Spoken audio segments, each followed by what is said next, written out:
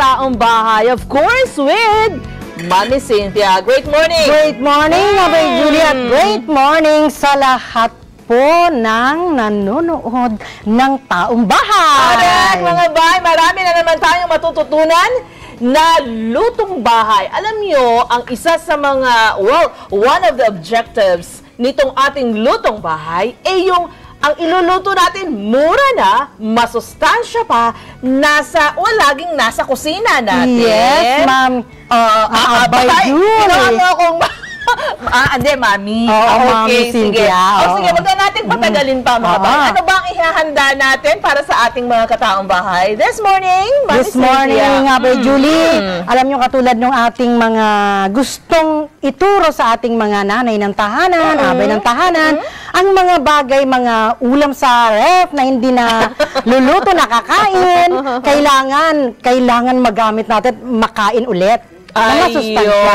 Ngayon na ba, Julie, kahapon palibasa, Sunday kahapon, no?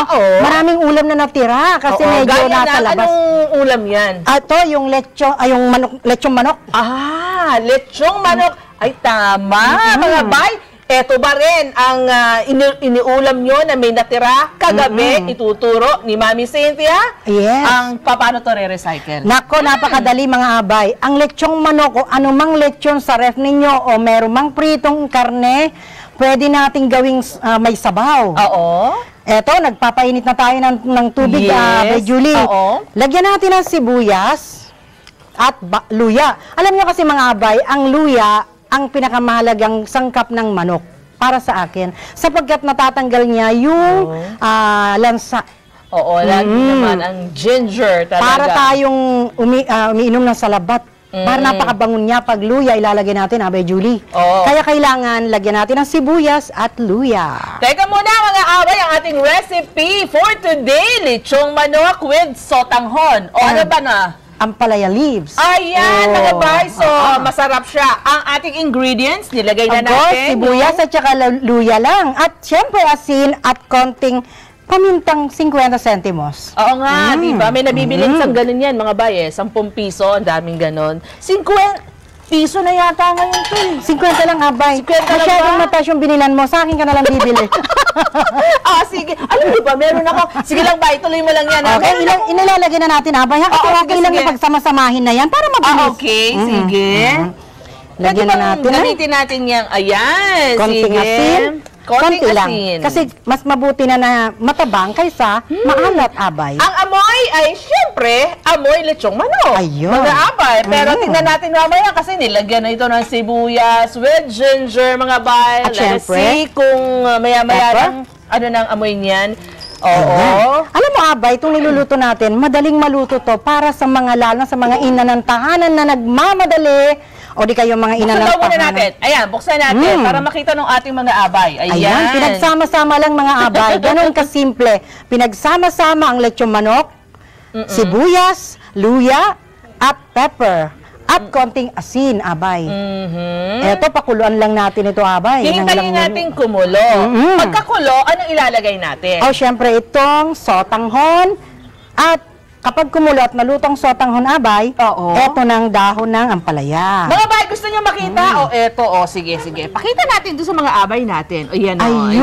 Ayan na. Pinagsama-sama lang mga abay. Ayan. Ganyan. Habang nagpe-Facebook yung iba, habang naglalaba, habang namamlansya, pinakukuluan ito, abay, at after siguro mga 2 minutes to 3 minutes, kumukulo na, ilagay na natin, abay, itong sotanghon natin. Hindi na natin kailangan pakuluan ng husto, abay, kasi luto naman na yung manok. Teka muna. Bago tayo magpatuloy, magkano muna nagastos natin dito sa ating niluluto ngayon? Abay, yung kalahating lechong manok, abay, 100 na, sabihin na natin. Kasi, mahal naman ang pinagbulan mo. Abay. 180 lang 180 lang. Meron pa bang 180 ngayon, abay? Meron ako na. Okay. Sige, 100 na. Sabihin na natin 100. Tapos yung dahon ng ampalaya, 5 piso. Ay, mahal naman. Ay, amura naman. 10 piso na yan. Siyempre, may suki ako, abay. Yan ang sinasabi. Kapag may suki tayo, mga abay, pwede nating tawaran. Sige. At saka isa pa, abay. 100 kagabi, plus. binili ko yan. Actually, 5 piso, 2 tali yan. Pero dahil sa gabi na, sabi ko, suki, ibibenta mo pa ba bukas yan? Di ba sa akin na lang yan? Sige na nga. Di ba? May ganyan naman talaga nangyayari. O, sige. 5 piso.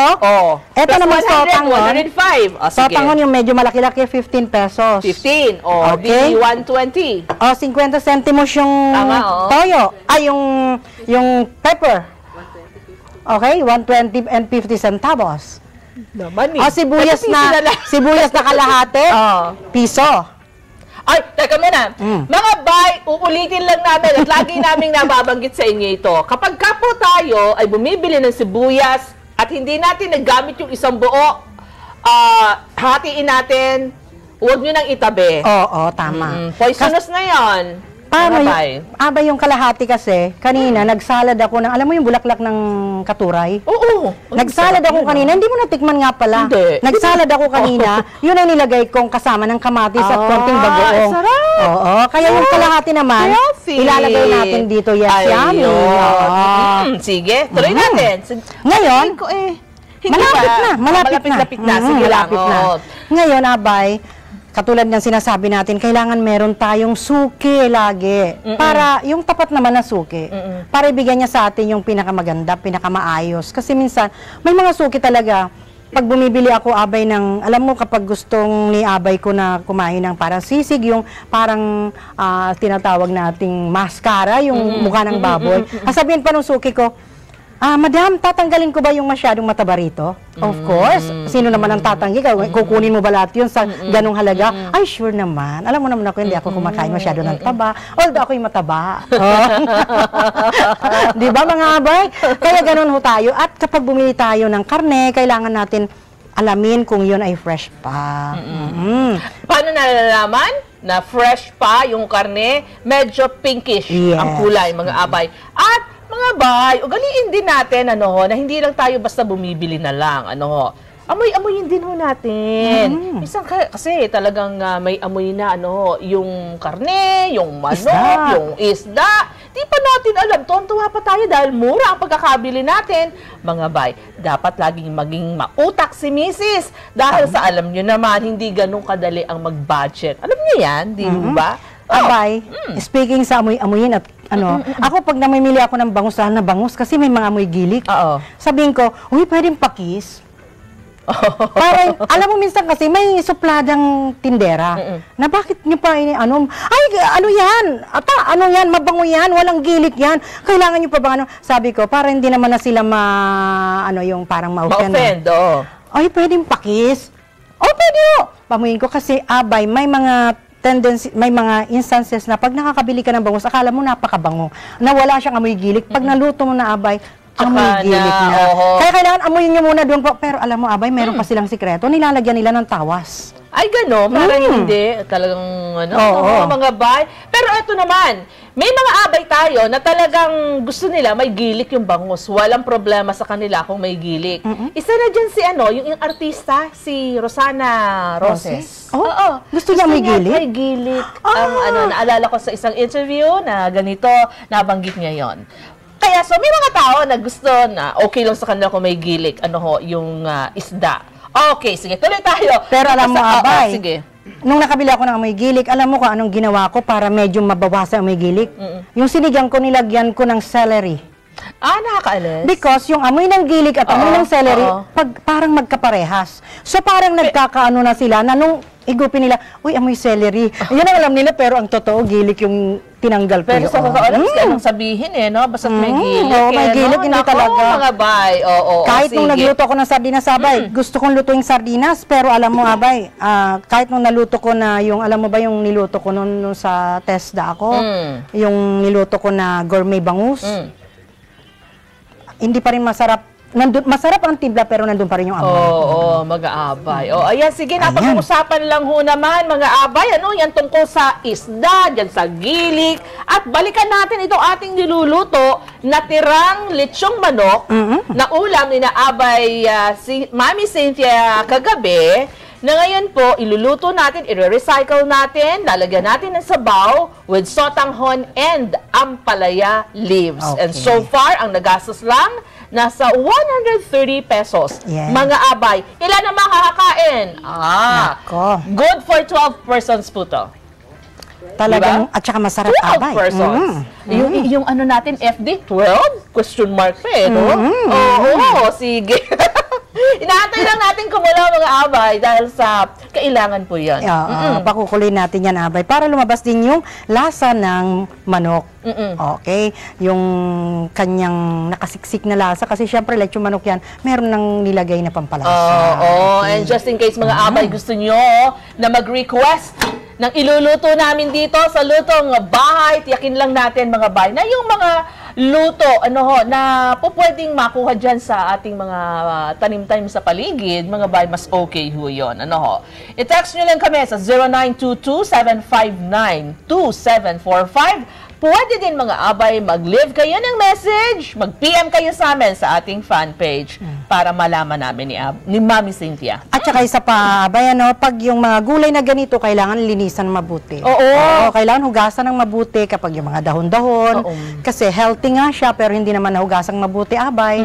So, hindi rin magiging healthy. Teka muna, dahil yan ay ampalaya, dahon ng ampalaya. So, ibig sabihin, mapait? Mapait din. Ay, abay, alam mo ba, magluluto tayo dito ng ampalaya con carne. Ipapatikim ko sa iyo ng ampalaya ko hindi mapait.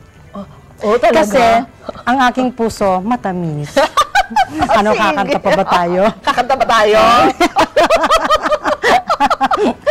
Sige. Ano kaya nababagay na kantahin natin ngayon? Yung, palibasa, may ang matamis ang puso natin at, in love. Sige. She fills my heart with very special things, with angel song, with wild imagination. She fills my soul with so much love that anywhere I go. Alam niya mga abay maganda. Sabi nga po para mas lalong sumarap daw yung ating niluluto, masaya tayo. Kumakanta, mga abay habang nagluluto. Ako nga, kapag yung medyo, parang ako'y nalulungkot, kakanta ako habang nagugas na, may pumukol na pipit sa sanga ng isang kahoy. Parang kaya yung mga exercise ka din pagka. At saka mga abay, kailangan tayong kumanta-kanta naman. Kasi ang hirap yung naglulutong nakasimangot. Oo nga. Sige na. Kumanta na. Mami, sige. Lagyan na natin ang sotanghon. Para baka mamaya makaubos tayo ng kanta, hindi pa luto. So, nilagay natin mga abay yung sotanghon na binili ni Mami Cynthia sa halagang 15 pesos. Ayan. Alam mo, bakit yung hati ng ang lalaki naman? Alam mo kasi, abay, eto kasing sibuyas na to, eto yung matamis na sibuyas. Manok. Ang lalaki ng hiwa, Pero marami yan, abay, Kaya nga. Hati-hati na lang natin, mamaya. Kaya nga hindi na pala 12 pwedeng kumain ito. Nako, lalo na yung mga taga-control room. Ayun. Matitikman namin kayo, okay? Ayun, masarap. Alam mo, okay yung suki mo, na binilan mo niyang dahon ng ampalaya, Mami Cynthia. Talagang fresh pa rin siya, Ay, oo. Oo, at saka ang dami. Ang dami. Talaga, 5 piso lang to. Opo. Actually, alam mo ako, iba akong mamili, Mami. Kasi, pag namimili ako, palibasa suki ko na, kapag nakikita kong kokonti na yung kanyang tinda, baka naman pwedeng ibigay mo lang sa akin. Pero di ba mainam kung alam mo na dapat kung ano nilulutuin mo sure kinabukasan, naman. Oo, kaya nga, sabi ko, magluluto kapag ito. Kasi alam ko na itong lechon manok hindi na naman maulam kagabi. Kasi mga anak ko na sila sa gampanin. Pagdating nila, kumain kami ng ganito, kumain kami. So, hindi na sila So, alam ko, magluluto kami bukas sa taong bahay ng ganito na lang. So, namili na ako ng ganyan. Ayun. Pwede na siguro to? Mami Sis? Opo, kumukulo na. Ang bango na mga bay. Ayan. Wow, ibang kulay Kulay green na green naman ngayon. Yes. Alam mo, abay, ang pagluluto ng palaya, sabi nila, huwag mo raw haluin, huwag mo raw titignan pag inilagay mo. Kasi may pinsan kasi ako na pag nagluto ng palaya, super pait, abay. Talagang super pait. Ginawa na raw niyang nakangiti paglagay. Kasi huwag daw magsimangot. Ginawa na niyang hindi titignan, ginawa na niyang hindi Pero nagtaka siya. Nagluluto ako ng beef ang palaya, halo ako ng halo. Papait yan! Nung tikman niya, ang palaya ba ito talaga niluto mo? Kasi nga matamis, abay, ang aking puso. For sure, nilagyan mo kasi asukal yun. Asukal? Hindi, abay, hindi. Hindi. Nilagyan mo na stevia. Hindi rin abay. Oo. Basta nilagyan ko ng puso. Alam mo, abay puso ang nilagay ko, love. Sige. And Yung speaking stevia of... ni Chef Chris. Oo, sige. Hi, So, Chef Epes, Chris. ha? Oo. With Chef Chris tayo sa ating lutong bahay. Gagawa tayo ng chocolate cake. Abay. Nilagyan ng stevia. Medyo luto na siya. Medyo luto na. So, eto na yung lalagyan. Eto Yes, na. Teka oo. muna. Kukuha muna ako sa Oo. huhugasan ko muna eh. So, habang ikaw nandito, invite mo muna yung ating mga abay. Okay. O sige, sandali lang mga abay ha. Tugasan ko lang to, sandali lang. Okay. Nawala yung stick natin eh. Mga abay, habang naguhugas ng pinggan si Abay Julie, iniimbita ko kayo na mag-text. Ano man yung problema nyo, halimbawa, ano yung gusto nyo ipaluto, na magkasya sa ating mga anak, sa ating sambahayan, mag-text lang po kayo dito sa taong bahay. Magluluto tayo ng pinakamurang halaga para sa maraming miyembro ng pamilya.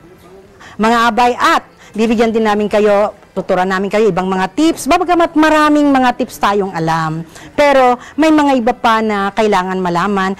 At lalong-lalo na po yung mga bagong kasal, yung bagong magiging nanay, na wala pang masyadong experience, manood kayo sa taong bahay, mga abay, at dito matututunan nyo yung magluto ng halagang wala pang 100 pesos, pero mapapakain nyo ng 6 hanggang 10 katao. Mga abay, huwag niyong kakalimutan. Ang taong bahay, nandito ang magagandang abay, si Abay Maylin at saka si Abay Julie, at ako ang kanilang cook tuwing Lunes. Pero araw-araw yan, manood po kayo rito. At ito, habang inintay natin si Abay Julie, para tikman itong niluto, ay hintay natin. Kakainin natin, tikman natin lahat ito. Tikman natin lahat. Ayan. Naku, Bay! Sandali lang, ha? Abay. Oo. Asan na yung sinigasan? Ewan ko ba? Hindi naman kasi sinabi na walang ngayon eh. Walang tubig? Oo, eh. Kaya, teka muna. Babalik kami mga bay. Sandali lang. Sige, Babalik balik kami. Okay.